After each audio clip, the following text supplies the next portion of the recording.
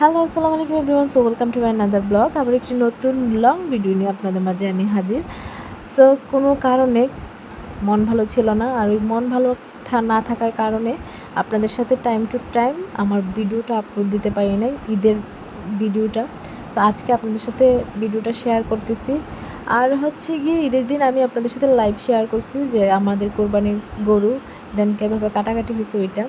তো মন ভালো ছিল না, তার কারণ হচ্ছে আমার মামা অসুস্থ। সবাই আমার মামার জন্য দোয়া করবেন। তো মামা বেশি একটা সুস্থ না, অনেক বেশি অসুস্থ, যা বলার মতো না।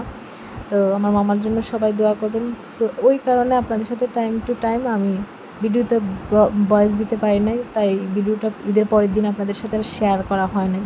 তো আমাদের গরুটা ছিল এইটা, আর ইয়াসিন গরুটাকে গোসল করাচ্ছিল।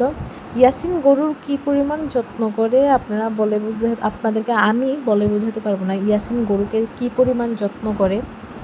ও সকালবেলা ঘুম থেকে উঠেই, আগের দিন তো গরু কিনে আনছে, নিজের পছন্দ মতো একটা গরু কিনছে।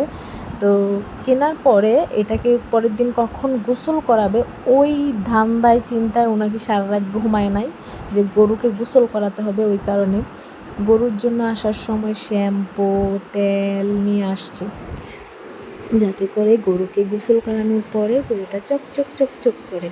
তো আসলে সবচেয়ে বড় আনন্দ এটাই যে গরু কেনার পর বাচ্চারা এটাতেই আনন্দ পায়, মজা পায়। এই গরুকে গোসল দিবে, এখন গোসল দেওয়ার পরে গরুকে নিয়ে সারা শহর হাঁটবে ইয়াসিন। এটাই হচ্ছে ইয়াসিনের মূল উদ্দেশ্য। সো এই কারণে নিজের হাতে ডলে ডলে গরুকে গোসল করাচ্ছে। তো আর সবচেয়ে বড় কথা হচ্ছে এই গরুটা কিন্তু ইয়াসিন নিজেই পছন্দ করছে, নিজের মন মতো হয়েছে বিদায়ী উনি গরুকে গোসল করাচ্ছে। তো এখন চাচা ভাতিজা মিলে গরুকে গোসল করাইছে, খাওয়াইছে। এখন গরুকে নিয়ে ওনারা র্যালি বের করবেন, ইয়াসিন র্যালিতে যাবে। আমাদের এদিক থেকে, আমাদের বাকুলিয়া থেকে, বউবাজার থেকে সবসময় র্যালি বের হয়, গরুর একটা র্যালি বের হয়। তো ও ওই র্যালিতে সবসময় অংশগ্রহণ করে ওর গরু নিয়ে। তো এখন উনি চাচার থেকে অনুমতি নিছে গরু বের করবে কি করবে না, ওই বিধায় অনুমতি নিছে। তো গোসল টোসল শেষে ওনারা আবার হাটে চলে যায়, কারণ আমাদের আর একটা ছাগল কিনতে হবে, আর ছাগল মেয়ের বাড়িতে দিয়ে আসতে হবে ওই জন্য। তো আমাদের মেয়ের জন্য আমরা এবারও একটা ছাগল কিনছি।